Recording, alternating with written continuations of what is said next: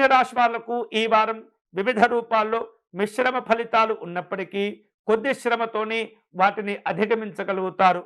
ఆదాయ మార్గాలు కూడా పెంచుకోగలుగుతారు. వివిధ రూపాల్లో లక్ష్యాలు పెరిగిపోతూ ఉంటాయి. అనుకున్నటువంటి పనులు సమయానికి పూర్తి చేసుకునేందుకు అన్ని రకాల ప్రణాళికలను సిద్ధం చేసుకుంటూ ఉండాలి. వివిధ రూపాల్లో శ్రమ ఎక్కువగా ఉంటుంది, ఫలితాలు తక్కువగా ఉంటాయి. కాబట్టి ఈ శ్రమ ఎందులో ఉంటుంది, ఫలితాలు ఎందులో వస్తున్నాయి అనేటటువంటి ఆలోచనలు జాగ్రత్తగా చేసి లోపాలను సరిదిద్దుకుంటూ ఉండాలి మీనరాశి వారు.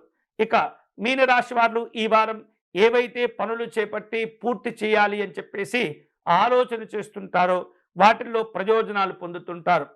ఆస్తి వివాదాల్లో సమస్యలు తగ్గిపోతుంటాయి. కోర్టు సంబంధమైనటువంటి సమస్యలు పరిష్కారం చేసుకోగలుగుతారు. వివాహాది శుభ కార్యక్రమాల్లో మంచి అనుకూలతలు ఏర్పడుతుంటాయి. స్నేహితుల యొక్క సహకారంతో కొన్ని కష్టమైనటువంటి పనులు పూర్తి చేసుకోగలుగుతారు.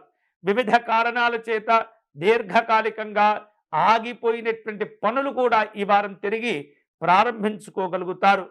స్నేహితులు, బంధువులు మీకు అండగా నిలబడతారు. అన్ని రకాల సమస్యల్లో మీరు వారి యొక్క సహాయం తీసుకోగలుగుతారు. ఆర్థిక స్థితిగతులు మెరుగవుతూ ఉంటాయి.